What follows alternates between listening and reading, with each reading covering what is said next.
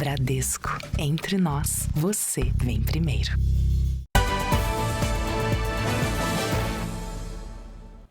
Boa noite.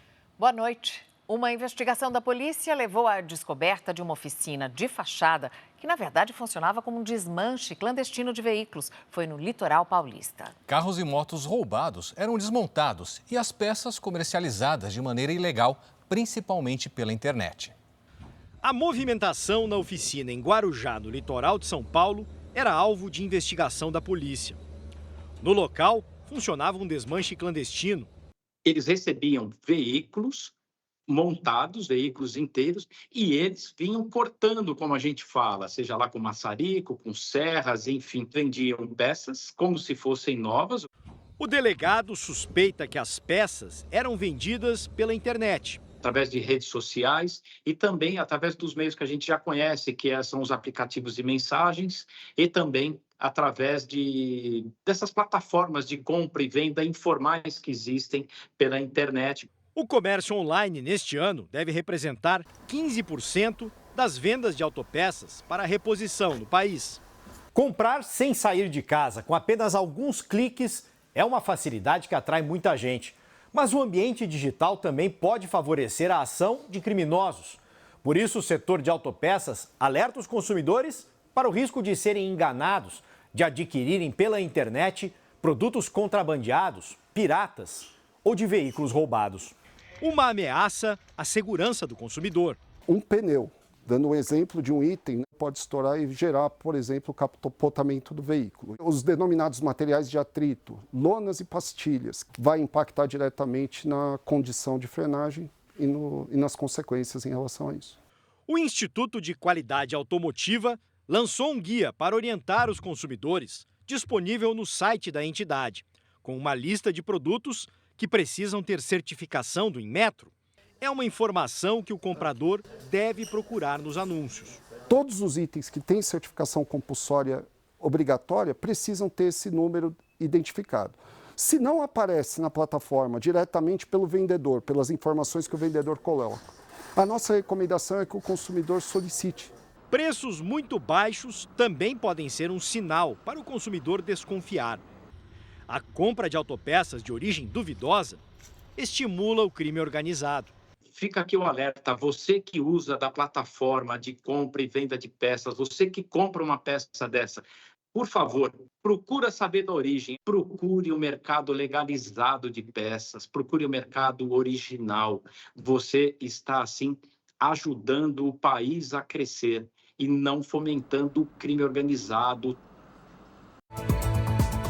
Donald Trump anuncia tarifas de 30% sobre produtos da União Europeia e do México. Corpo de criança que caiu de cânion é cremado no Paraná e o parque reabre ao público na Serra Gaúcha. Tubulação de água estoura e provoca vazamento em Minas Gerais. Alimentos vencidos são transformados em biocombustível usado em veículos no interior de São Paulo. O Campeonato Brasileiro está de volta. No Maracanã, Flamengo derrota São Paulo e mantém primeiro lugar na tabela. E amanhã tem Corinthians e Red Bull Bragantino aqui na Record, direto da Neoquímica Arena.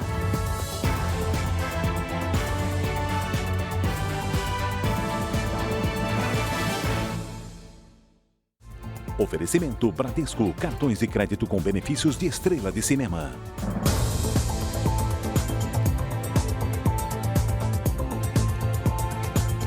Mais 24 ônibus foram atacados entre ontem à noite e hoje de manhã na cidade de São Paulo. Essas depredações começaram um mês atrás. 616 ônibus já foram atingidos na capital e na região metropolitana.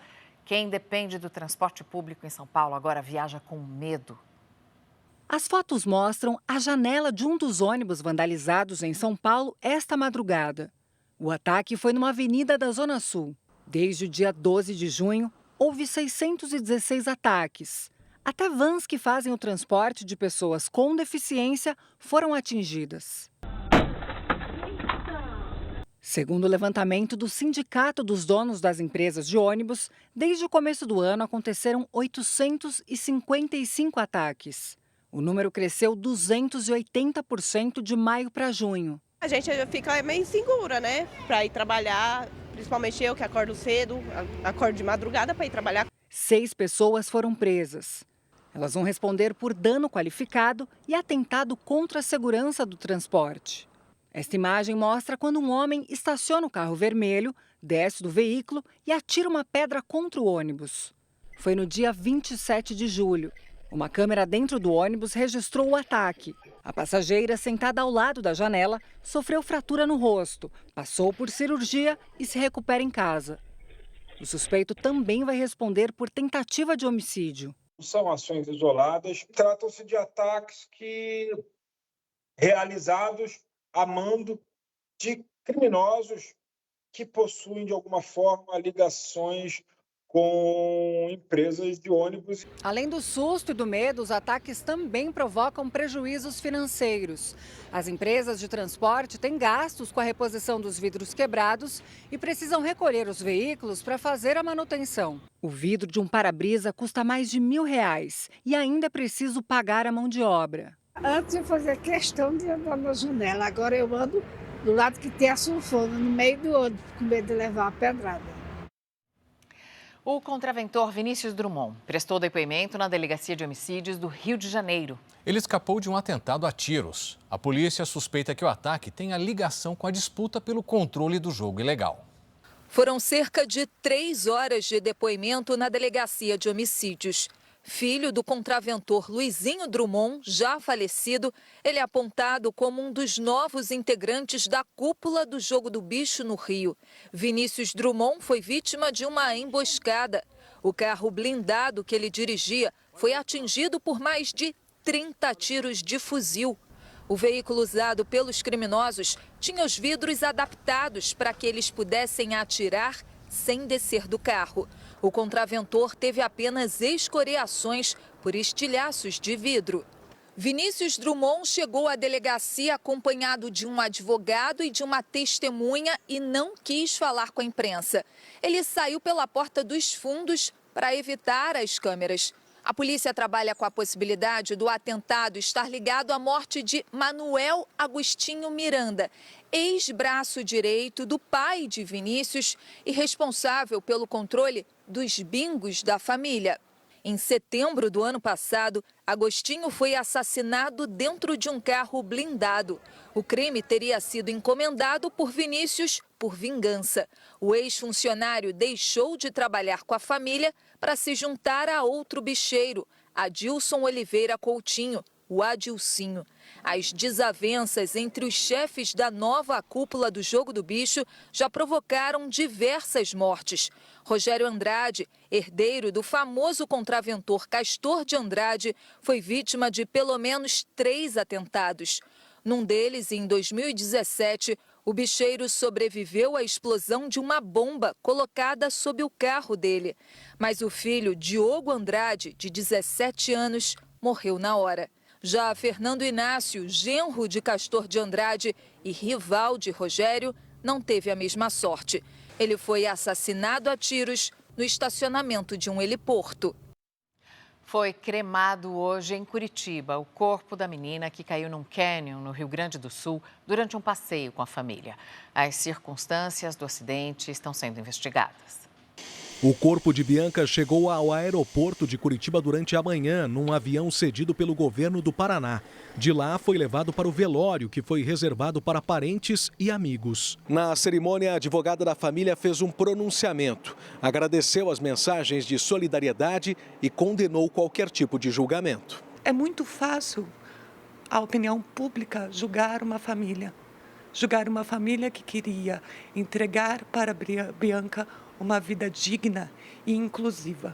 Bianca Bernardon Zanella, de 11 anos, morreu na quinta-feira após cair de uma altura de 70 metros em um cânion na Serra Gaúcha. Segundo o laudo dos exames de necrópsia, a causa da morte foi politraumatismo. Bianca aproveitava os dias de férias com os pais e 2 irmãos. O local escolhido foi o Cânion Fortaleza, que fica no Parque Nacional da Serra Geral, um dos pontos mais procurados por turistas na região de Cambará do Sul. A equipe do Jornal da Record esteve no mirante do Cânion Fortaleza, onde a menina Bianca caiu na Serra Gaúcha. O parque foi reaberto ao público. Visitantes que estavam com crianças redobraram os cuidados de segurança durante a visita. A reabertura do Parque Nacional da Serra Geral, em Cambará do Sul, neste sábado, teve trilhas cheias. O local permaneceu fechado na sexta-feira, em luto pela morte da menina Bianca Zanella, de 11 anos, que caiu de um mirante no cânion Fortaleza na quinta-feira. O acidente fez o Daniel reforçar a atenção com o filho de 5 anos. Ele anda com a mochilinha, né? E nós seguramos ele por aqui. Então, na trilha, sempre puxando ele. Literalmente. Com a reabertura do parque, nós podemos chegar ao ponto exato do acidente. Ainda é possível ver aqui no chão, ó, os ganchos utilizados para prender as cordas durante o resgate. A menina correu e caiu exatamente nesse ponto. Uma queda a 70 metros de altura. Bombeiros levaram 10 horas para chegar ao ponto onde o corpo da criança estava. O cânion Fortaleza é o maior do Brasil, com mais de 7 quilômetros de extensão, 2.000 metros de largura e a 1.000 metros de altura em relação ao nível do mar. Em nota, a concessionária responsável pelo parque diz que segue as normas de segurança e que placas orientam os turistas a não se aproximarem das bordas. A visitação ao cânion é a principal atividade turística da cidade de Cambará do Sul. Desde quando você compra um ingresso para visitar o parque, você tem lá o termo de conhecimento de risco, onde informa os riscos que são típicos da atividade, né, no meio da natureza. O governo não enviou ao Supremo Tribunal Federal as explicações sobre a necessidade de manter o decreto derrubado pelo Congresso que aumentava o IOF. O prazo terminou ontem. Na próxima terça-feira, o assunto será discutido numa audiência de conciliação no STF. A determinação do ministro Alexandre de Moraes, do STF, foi clara.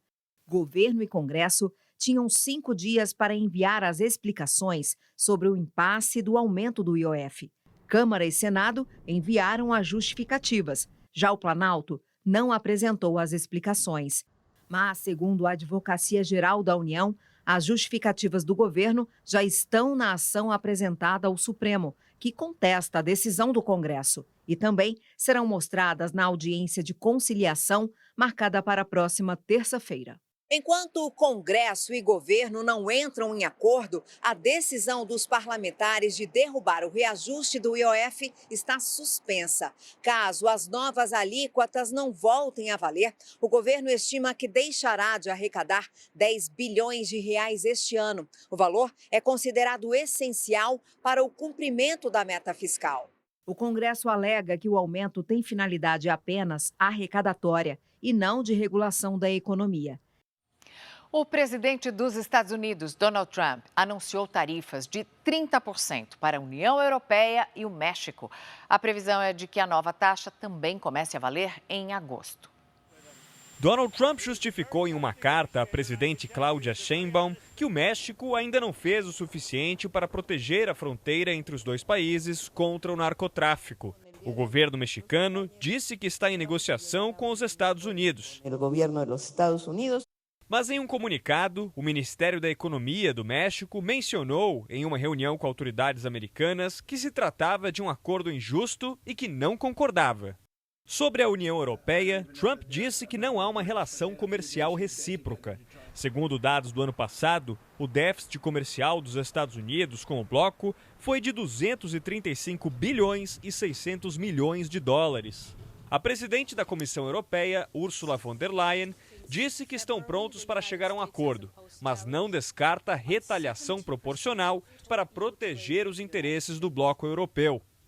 O anúncio de tarifas de 30% sobre a importação de produtos do México e da União Europeia acontece dias após o presidente Trump notificar mais de 20 países com taxas que variam entre 20% e 50%. Entre eles o Brasil, que ficou com a tarifa mais alta. A medida está prevista para ter início no dia 1º de agosto. Um comitê do governo brasileiro que vai reunir ministros e empresários deve ser instalado na próxima semana. A ideia é estudar uma maneira de negociar com o governo americano. E atenção você que é mãe ou pai, porque um estudo realizado por pesquisadores brasileiros alerta para o risco da superexposição de crianças nas redes sociais. O hábito de publicar fotos e vídeos em excesso pode prejudicar a saúde mental dos pequenos e impactar nas relações familiares. A Sandra é confeiteira e usa as redes sociais como vitrine para o negócio. De vez em quando, entre uma receita e outra, surge um ajudante especial. O filho Henrique, de 4 anos. É uma parceria que deu liga, mas a Sandra prefere não expor o filho com tanta frequência. A intenção às vezes nem é gravar, mas a gente está ali fazendo e aí ele tá tão bonitinho, aí você fala, deixa eu gravar um pouquinho, sabe? Mas assim, se eu for tirar uma foto e ele não quer, às vezes ele fala, eu não quero. Eu falo, então tá bom. A Sandra evita fazer publicações, mas não parou de registrar os momentos importantes com o filho. Só que agora, o conteúdo fica mais restrito à família, com fotos reveladas, como essas aqui, guardadas no armário, ou então, na cozinha, coladas na geladeira. Olha só, um comportamento que vai na contramão do que especialistas chamam de sharing, que é a superexposição dos filhos na internet.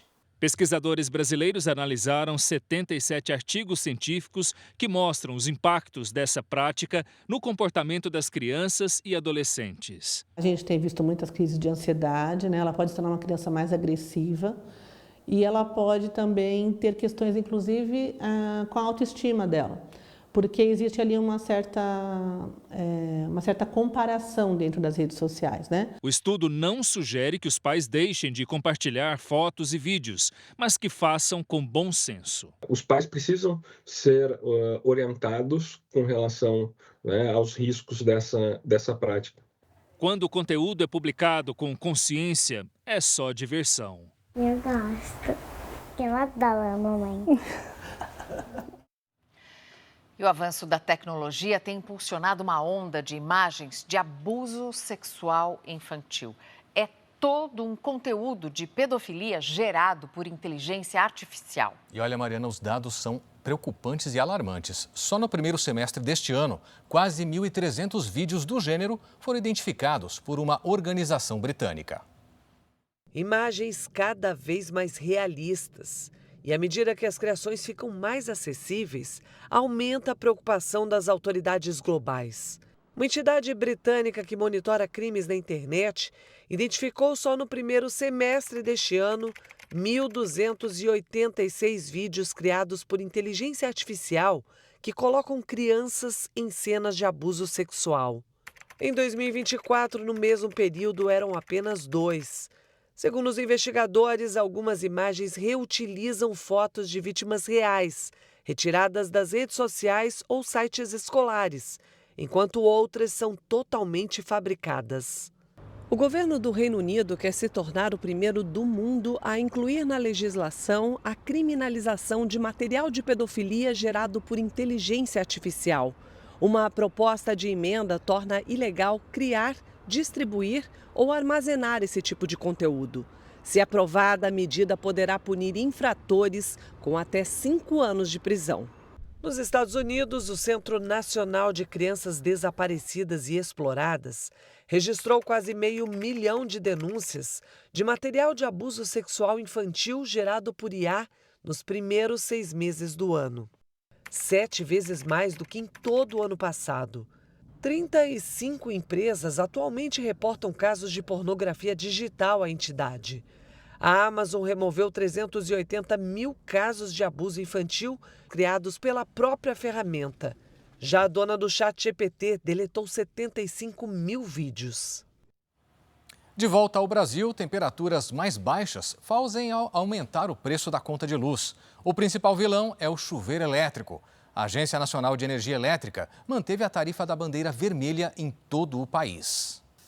Evelyn é dona de um pet shop e dá banho em cerca de 10 cachorros por dia.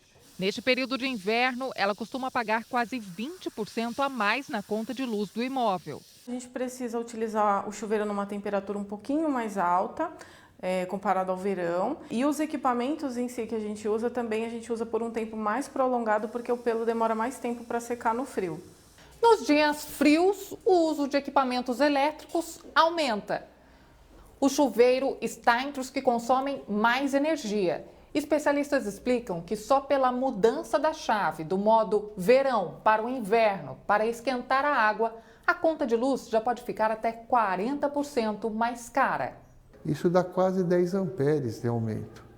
Ou seja, eu subi de 14,8, a gente pode comprovar no laboratório, para 23,5 amperes. Se for comparar com esse, que tem 4 estações, pior ainda.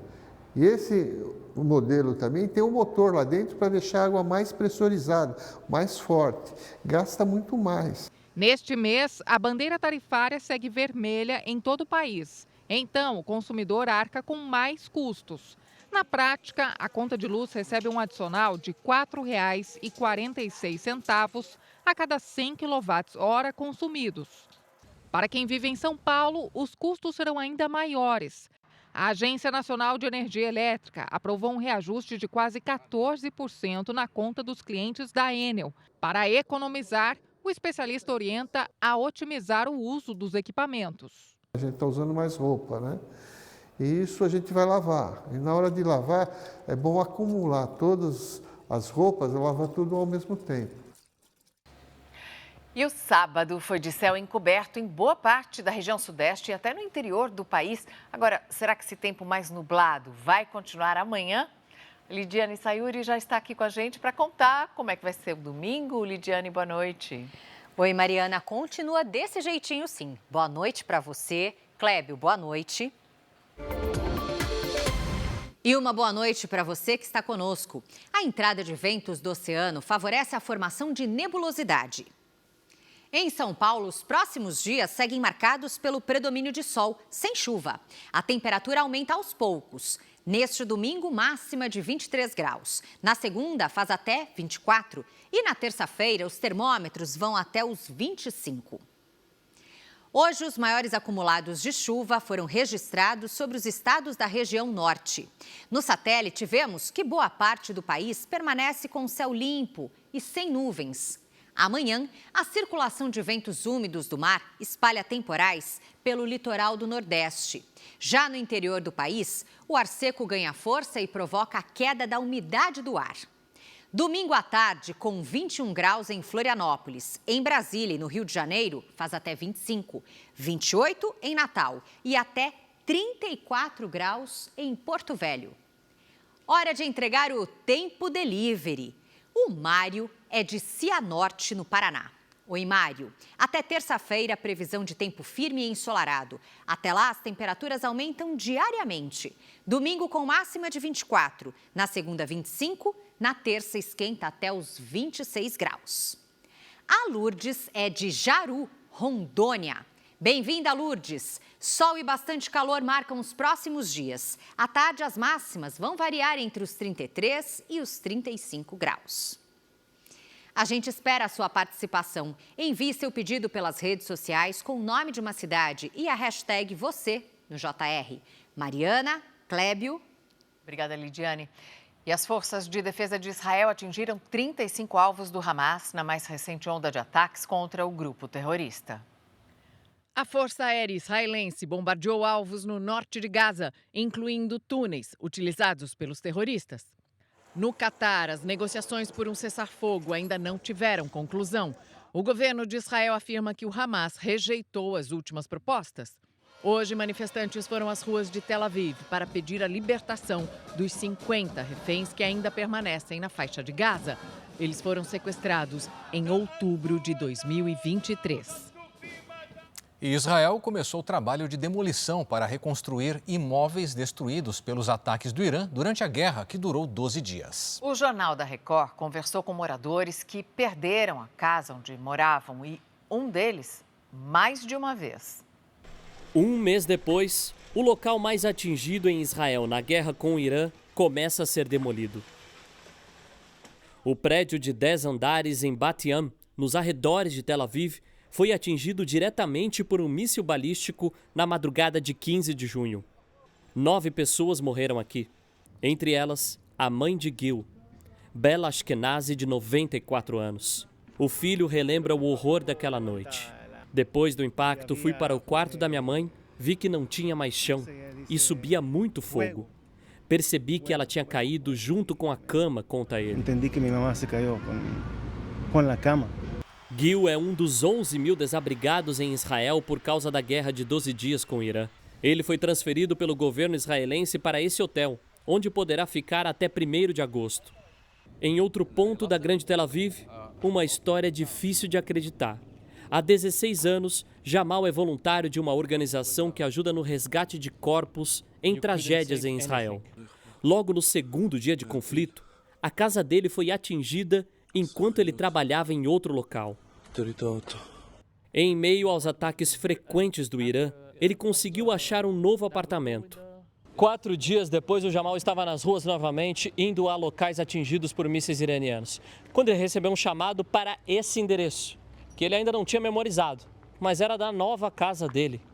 Aqui o estrago foi ainda maior, e ele também perdeu o carro por causa do impacto.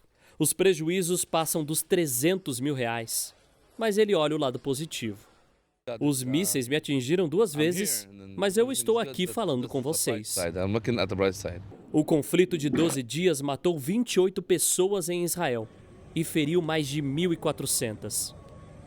A investigação sobre o acidente com o avião da Air India aponta que o fornecimento de combustível foi cortado segundos antes da queda. O acidente deixou 260 mortos. O relatório diz que os interruptores de combustível foram desligados e causaram a perda total de potência dos motores. A aeronave caiu logo após decolar. As gravações na cabine de comando registraram a conversa entre o piloto e o copiloto. Eles parecem confusos sobre o que teria causado o desligamento. O fornecimento foi restabelecido, mas os motores não recuperaram potência a tempo de evitar a queda. Apenas um passageiro sobreviveu.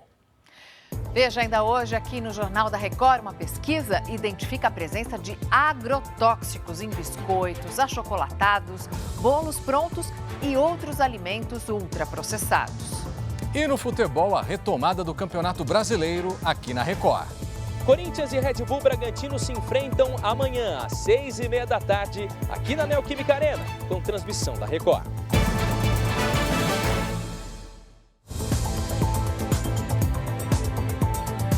Estamos de volta para falar agora de futebol. O Campeonato Brasileiro vai voltar aqui na Record, depois da pausa para o Mundial de Clubes. E a retomada será com a partida entre Corinthians e Red Bull Bragantino amanhã, a partir das 6h30 da noite. A Duda Gonçalves já está aqui com a gente. Duda, boa noite para você. Bom, num retrospecto, a gente vê que os times estão bem equilibrados ali, né? Equilibrados demais, Mariana. Boa noite para você, Clébio. Boa noite para você também. Nos últimos 5 anos foram 17 jogos, 6 vitórias do Timão, 7 do Bragantino e 4 empates. Foi preciso aproveitar enquanto a bola ainda voava, tranquila, sem pressão no centro de treinamento. Porque amanhã a história vai mudar. O Corinthians voltará a jogar pelo Campeonato Brasileiro depois de um mês. Em campo, a pressão é grande, já que o Timão não vence há 4 jogos. E equilíbrio pode ser a palavra-chave. A melhor forma da gente desequilibrar a balança e trazer ela para o nosso lado é vencendo. Acho que a gente se preparou bem, tivemos dias aí importantes para que a gente pudesse se preparar dentro daquilo que nosso treinador está pedindo. A semana foi conturbada. Memphis Depay faltou em um dos treinos, mas acertou a situação com a diretoria e deve ser titular. Amanhã o torcedor que vier à Neoquímica Arena vai passar pela primeira vez por uma biometria facial. O sistema se tornou obrigatório em estádios com capacidade para mais de 20 mil pessoas. Sabendo que alguns erros podem acontecer, o Corinthians preparou um esquema especial com mais de 100 funcionários para agilizar a entrada. A medida também vale para a torcida visitante. O Red Bull Bragantino vive um momento melhor que o do Corinthians. São 3 vitórias nos últimos 5 jogos. O time quer ficar ainda mais próximo da liderança do campeonato. O lateral Andrés Hurtado será o principal desfalque da equipe do interior de São Paulo. É um jogo muito importante para mostrar em que estágio está o Corinthians. O Dorival teve um mês para treinar esse time, o Bragantino corre por fora. É um dos líderes do brasileiro, tem um time super bem montado. É um jogo que vai ser muito difícil para o Corinthians. E no jogo que marcou a volta do Brasileirão, o Flamengo venceu o São Paulo no Maracanã. A Karen Meneguin acompanhou a partida. Boa noite, Karen. Boa noite, Duda. O Flamengo dominou o jogo. Perdeu muitas chances de gol no primeiro tempo, mas resolveu na etapa final da partida. Luiz Araújo, revelado pelo São Paulo, marcou um golaço no chute de fora da área. E no último lance da partida, o Wallace ampliou para os cariocas. Final, 2-0 Flamengo. Com a vitória, o Flamengo chegou a 27 pontos e manteve a liderança do campeonato. Já o tricolor paulista perdeu o 4º jogo seguido e ficou pertinho da zona de rebaixamento. Duda. Obrigada, Karen. E a seguir, a expectativa para um duelo de gigantes. Chelsea e Paris Saint-Germain disputam a final do Mundial de Clubes. E veja também a paisagem de um dos principais cartões postais do país. Está mudando. Estudo revela: a praia de Copacabana pode ter uma redução na faixa de areia devido ao avanço do mar.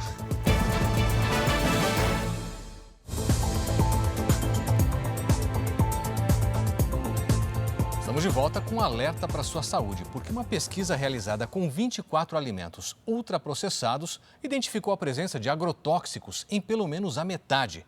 Entre eles, Mariana, para a tristeza de muitos, estão os biscoitos, achocolatados e também os bolos prontos.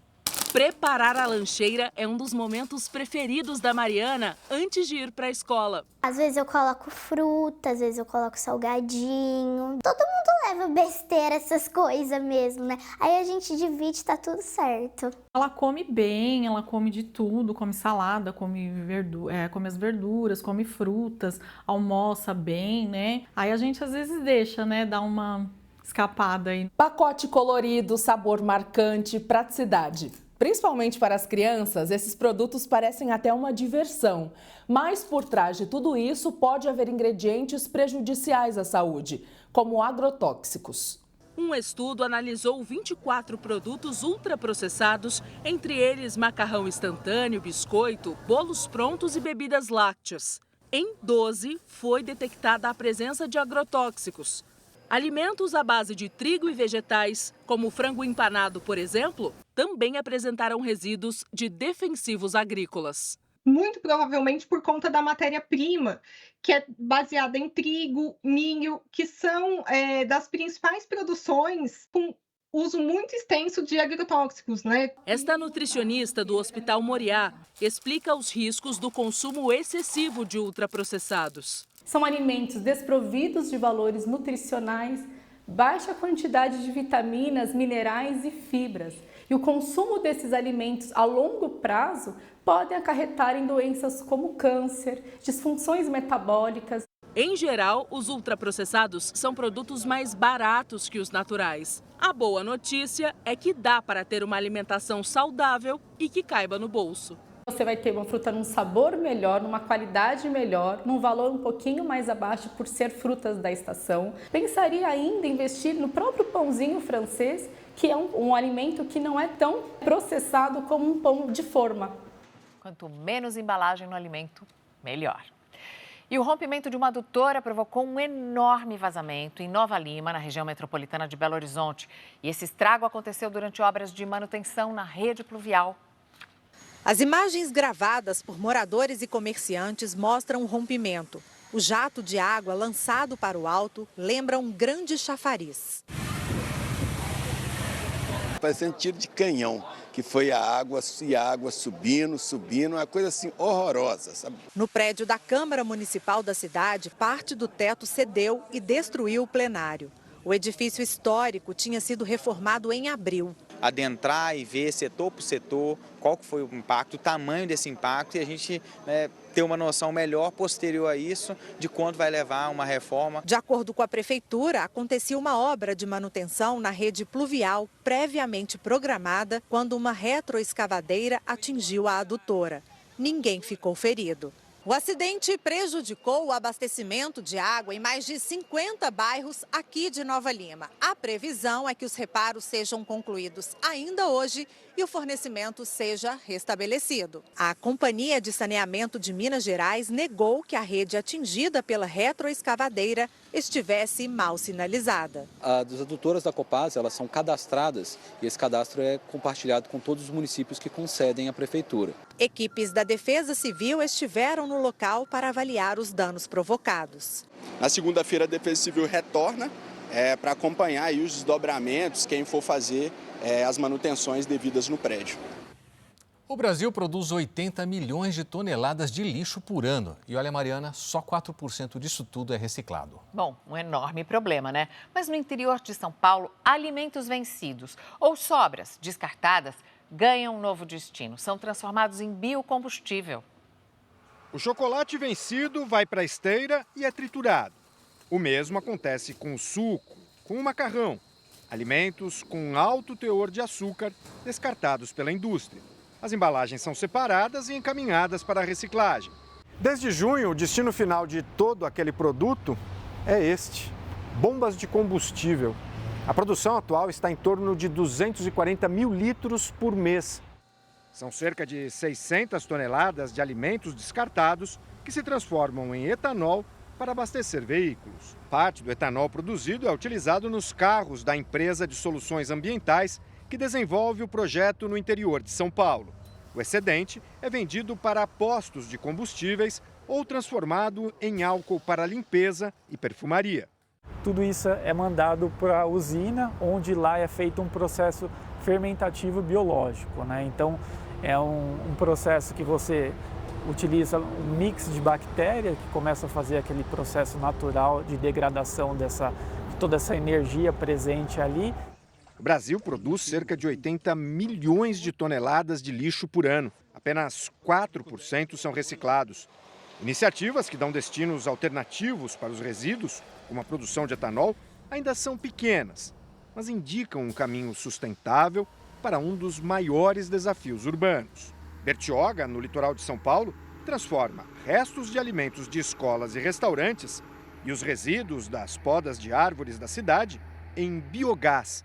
O produto é usado para fornecer energia ao local onde está instalado o biodigestor, o equipamento criado pelo Instituto de Tecnologia da USP.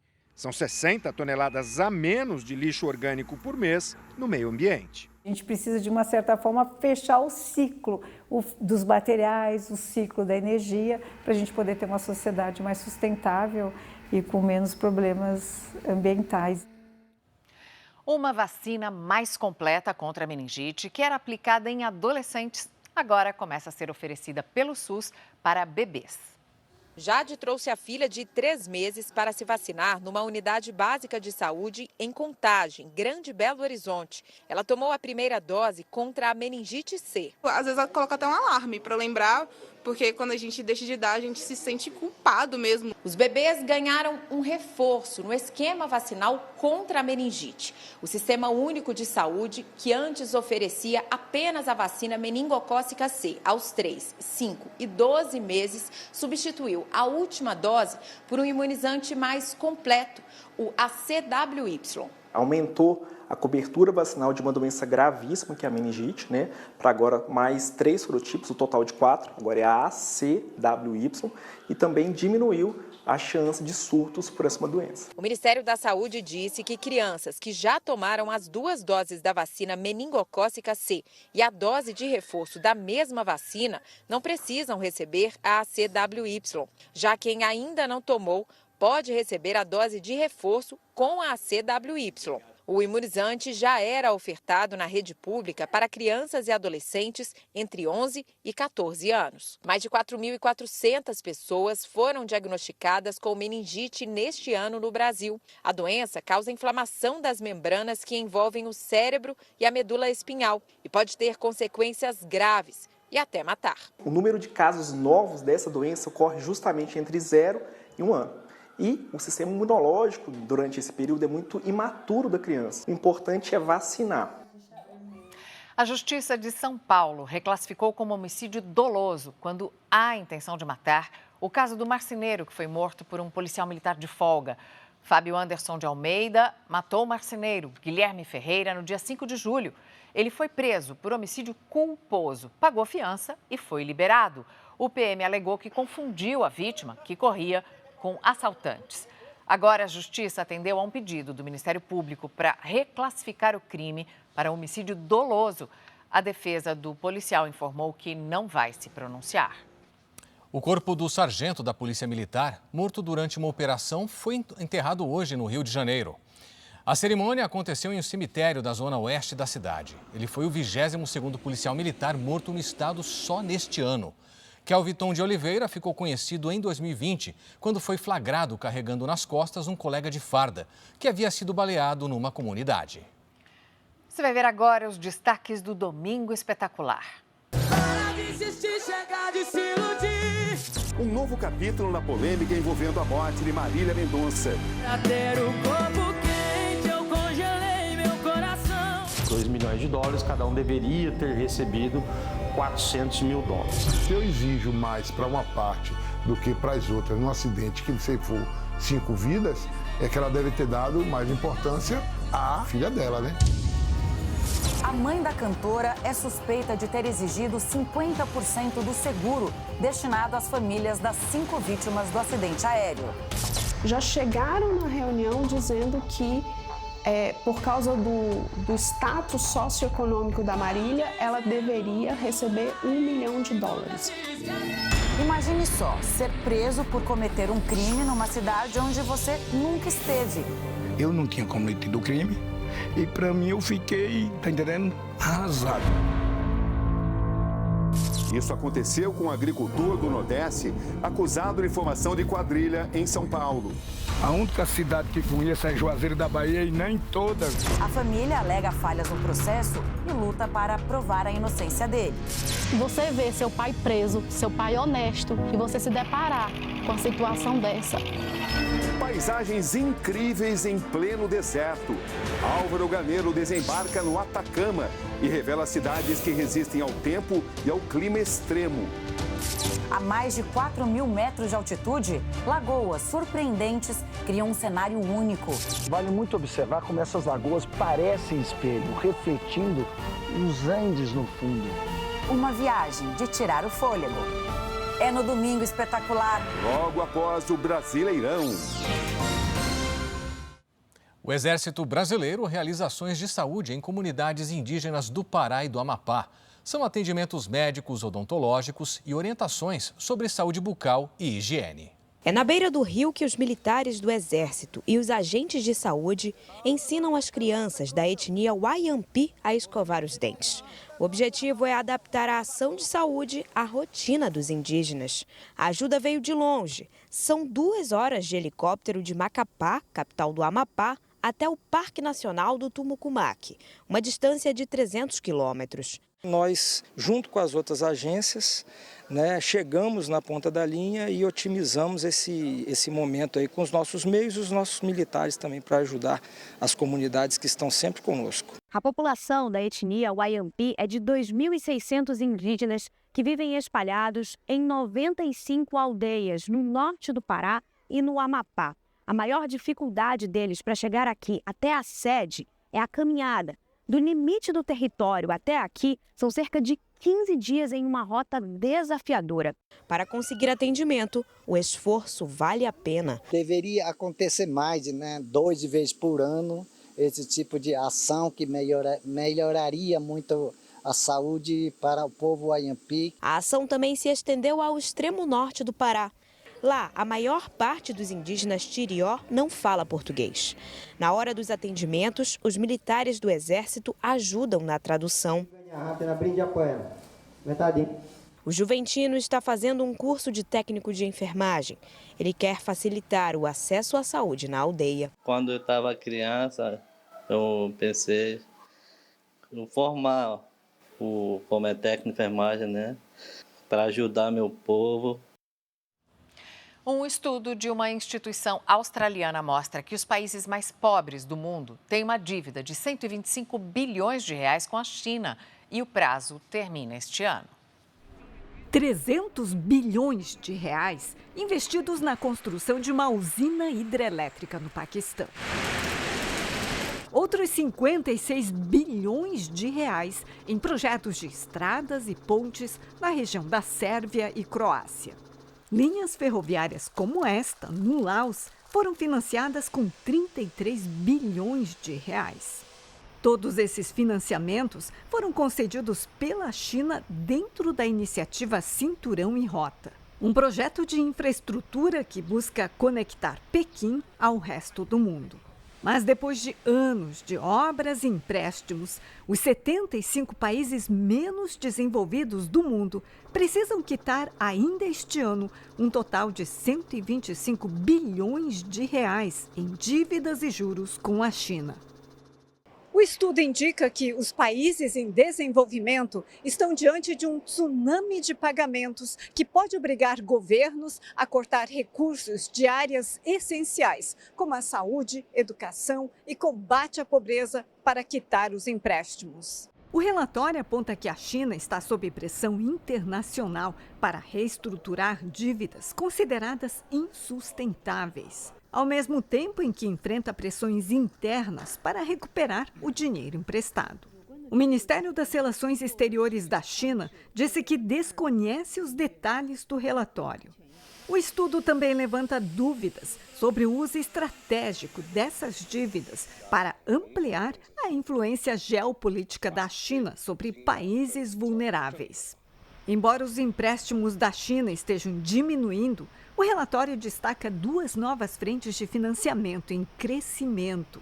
A primeira em países como Honduras e Ilhas Salomão, que receberam créditos depois de romperem relações com Taiwan. A segunda em nações como Indonésia e Brasil, onde a China tem concedido novos empréstimos para garantir o acesso a metais e minerais críticos para a fabricação de baterias. Mistério em Portugal. Uma brasileira desapareceu há mais de 2 semanas, depois de ter sido vista colocando lixo para fora de casa à noite. Ainda não há uma pista do que pode ter acontecido com ela. E a família foi para Portugal, está em busca de respostas. Antônio cruzou o oceano em busca de notícias da irmã, desaparecida há mais de 20 dias. Francisca Souza Santos, de 44 anos, morava em Tabuaço, norte de Portugal, há 3 anos. A cidade fica a cerca de 4 horas da capital, Lisboa. Esta é a casa da Francisca. Foi aqui que ela foi vista pela última vez. Segundo os vizinhos, ela desceu para colocar o lixo na rua na noite do dia 20 de junho, ainda de pijama. Segundo as autoridades, deixou a luz acesa e a TV ligada, mas nunca mais voltou. O irmão conta que Francisca fez uma chamada de vídeo com a mãe nesse mesmo dia e que a irmã estava feliz porque tinha conseguido o documento de residência e planejava viajar para o Brasil com um namorado, conhecido como Luiz, com quem estava há 2 anos. Aliás, foi ele que ligou para a família para avisar do sumiço. Ele falando, né? E que ela estava sumida e que poderia estar morta também, dessa forma. Isso no dia seguinte, no dia 21, no sábado, no horário de Brasília, 11h58 mais ou menos da manhã, através de uma videochamada. Tentamos falar com o Luiz por telefone, mas ele disse que estava ocupado e desligou. Agora não posso falar, vá, adeus, uma boa tarde. Boa tarde. A polícia portuguesa diz que está investigando, mas não divulga informações. Antônio está em Portugal para ver se, como irmão, consegue alguma pista. E ele só conseguiu viajar graças à ajuda de Maria das Dores, brasileira também do Maranhão. A ideia é ir fazer uma investigação por conta própria mesmo da gente, né? Pedir ajuda, que lá, graças a Deus, a gente vai ter muita ajuda, tem muita gente comovida com essa situação e quer também esclarecimento disso, é o que mais a gente pede. Dias de angústia que a família quer que acabe logo. O que a gente quer, ela é viva, é saber a notícia dela, saber se ou viva ou que possa ter acontecido o pior, mas que a gente quer saber de algo que aconteceu realmente. A gente quer ela. A Rússia fez novos ataques contra a Ucrânia com mais de 600 drones e mísseis neste sábado. Os bombardeios ocorreram perto da fronteira com a Romênia. Pelo menos 2 pessoas morreram e 14 ficaram feridas. Também houve ataques na cidade de Lviv, próxima à Polônia. Mais de 60 prédios e casas foram atingidos. O presidente ucraniano Volodymyr Zelensky se reuniu com o ministro da Defesa e pediu que mais drones sejam usados na guerra. Em Belgorod, na Rússia, um estádio foi alvo de um ataque com drone. mas ninguém ficou ferido. E países do Reino Unido enfrentaram hoje mais uma onda de calor com recordes de temperatura. Os termômetros na Escócia passaram dos 30 graus, o que não acontecia na região desde 2023. Na Inglaterra, o governo anunciou que vai ampliar a quantidade de fontes e locais de resfriamento. Autoridades também se preparam para prestar auxílio a casas de repouso, já que os idosos são mais prejudicados pelas altas temperaturas. Esta é a terceira onda de calor em menos de 30 dias e deve durar pelo menos uma semana. E na Espanha, várias cidades estão sob alerta máximo para fortes chuvas e enchentes. Um vídeo feito pelos bombeiros mostra os carros praticamente encobertos pela água na região da Catalunha. Também houve queda de granizo. E essa foi uma tempestade que veio acompanhada de ventos fortes, muitos raios. Os serviços de trem foram suspensos por várias horas. Aqui no Brasil, o tempo seco tem colocado a região centro-oeste do país em estado de alerta por causa da baixa umidade do ar. Mariana, o efeito é próprio do inverno, inclusive, e contribui para as queimadas e também o agravamento de doenças respiratórias. Nessa época do ano, o Luan, que tem bronquite, sofre ainda mais e não sai de casa sem a bombinha. Você sente que você não contém aquela facilidade de respirar, como você desligasse a respiração automática, vamos dizer assim. Você sente que você está forçando para respirar. O mal-estar dele está diretamente relacionado à baixa umidade do ar. O inverno é marcado pela secura no tempo em boa parte do país.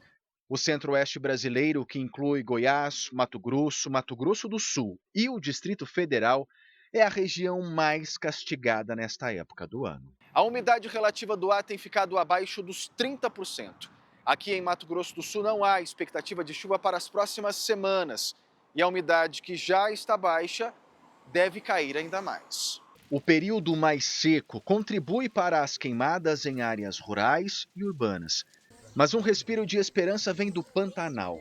Com baixo registro de queimadas até o momento, em vez do combate ao fogo, brigadistas voluntários têm feito o reflorestamento de áreas na região da Serra do Amolar. Agora que o Pantanal não está pegando fogo, a gente tem trabalhado com a plantação de mudas, onde a gente já conseguiu plantar aproximadamente 2.000 mudas e temos também trabalhado no viveiro aqui, onde tem a capacidade de 3.000 mudas. Com o tempo, é importante não descuidar da hidratação. A gente tem um apelo muito no verão, né? Tome água, hidrate-se bastante, é importante, é fundamental, mas também no outono e inverno, essa premissa também continua sendo muito importante. Julho marca o início do período seco em grande parte do Brasil. Sem chuva e com a previsão de dias mais quentes, as queimadas voltam a preocupar. A Lidiane Sayuri está de volta e mostra agora o cenário para os próximos meses. Clébio, algumas regiões do interior do país já estão há dias sem chuva e a tendência é de seca mais intensa. No centro-oeste e no interior do norte e do nordeste, não chove de verdade há 2 meses. E o calor e a vegetação seca favorecem as queimadas. Segundo o INPE, desde maio, Mato Grosso lidera o ranking de focos de incêndios, seguido por Tocantins e Maranhão. Juntos, somam mais da metade dos registros de queimadas no país. O monitor de secas mostra ainda que, em maio, boa parte do interior do Nordeste já enfrentava estiagem grave, com impactos prolongados. Além do clima, tem a ação do homem. Jogar bitucas de cigarro em beiras de estrada, soltar balões e queimar entulho pioram a situação. Este ano, a previsão é que as queimadas sejam menos intensas que nos últimos 2 anos. Mariana, Clébio, eu volto com vocês. Obrigada, Lidiane. No ano passado, o Brasil teve mais de 6.000 casos de idosos que desapareceram. Alguns foram encontrados, outros nunca mais voltaram para casa. Em Goiânia, a família de uma idosa com Alzheimer decidiu fazer uso da tecnologia para monitorar os passos dela depois de um sumiço de 2 horas, um tremendo susto. As imagens do circuito de segurança mostram a idosa descendo do carro. Ela sobe a rua e depois volta. A filha dela tinha saído há menos de 2 minutos para ir ao hospital veterinário. Quando retornou, a mãe tinha desaparecido. Meu mundo desabou, eu fiquei desesperada. Ana Maria tem Alzheimer e só foi encontrada cerca de 2 horas depois, a 3 quilômetros de distância. Tentando parar as pessoas na rua pedindo informação e a sensação de que o tempo passava, né? Ela poderia acontecer algum acidente com ela, ela se machucar, cair, bater a cabeça. Segundo dados do IBGE, 1.800.000 idosos sofrem com alguma forma de demência no país. Até 2050, esse número deve chegar a 5.700.000. No ano passado, foram registrados mais de 6.000 desaparecimentos de pessoas com mais de 60 anos. Uma em cada 4 pessoas nunca mais foi encontrada. De acordo com essa médica geriatra, a família precisa tomar providências assim que surgirem os primeiros sintomas. O esquecimento é o principal, mas não é o único. Qualquer alteração comportamental da pessoa que ela nunca teve antes, por exemplo, uma pessoa que foi sempre muito calma, de repente começa a ficar mais irritada, quadros de ansiedade, depressão também podem se misturar nessa fase inicial. Ana e os irmãos decidiram comprar para a mãe uma pulseira que monitora a localização. Claro que a gente vai fazer de tudo para que isso não ocorra, né, novamente. Mas já pensamos nessa utilização desse para rastreamento, né, se caso aconteça alguma coisa.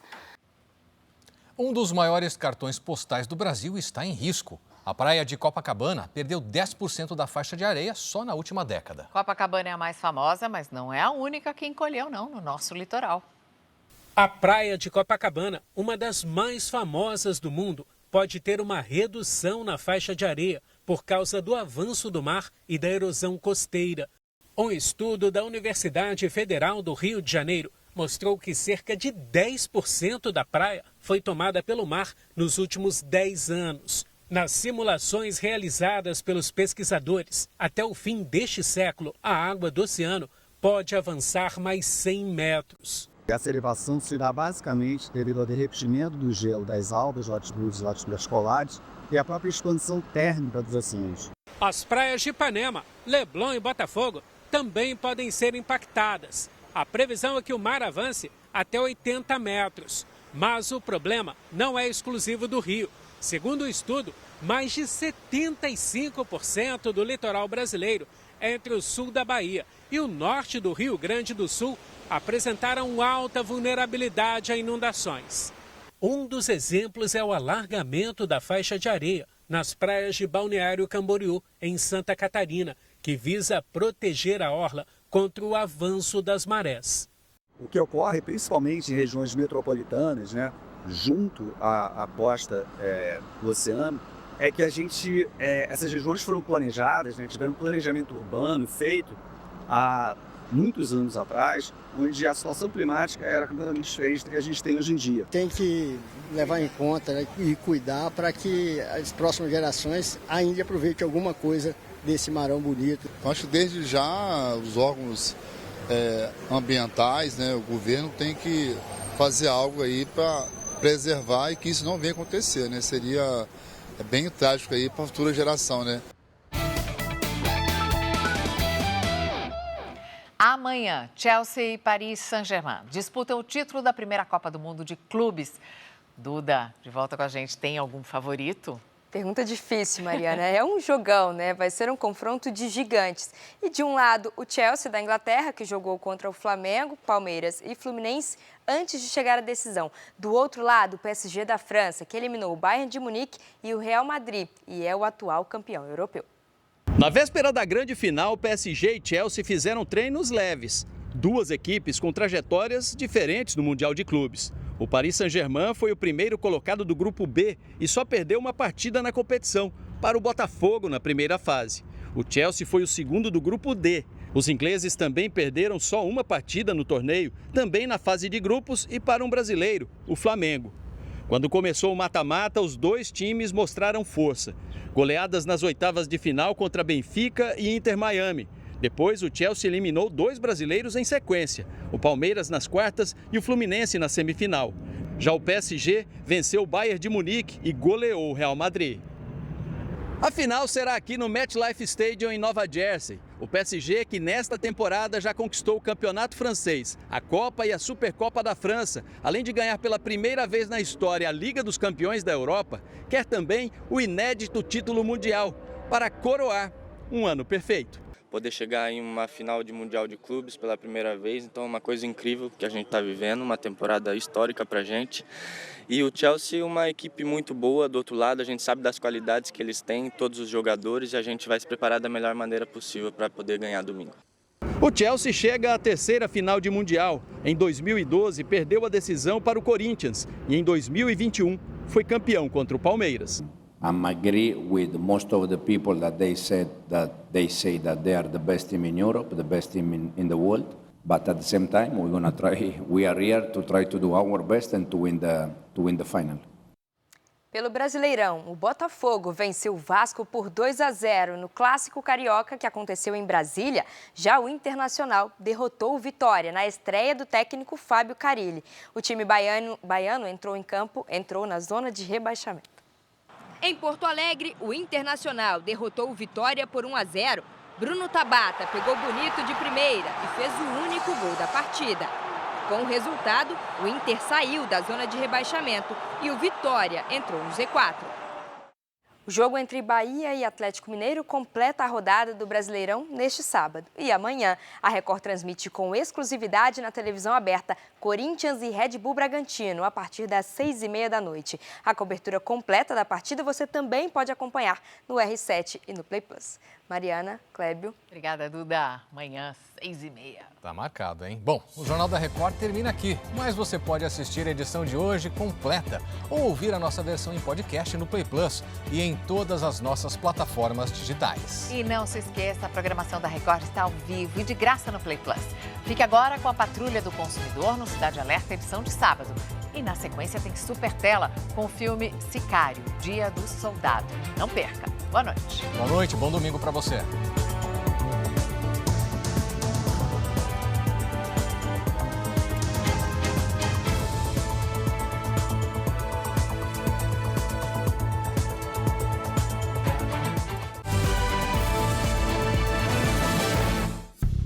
Bradesco, entre nós, você vem primeiro.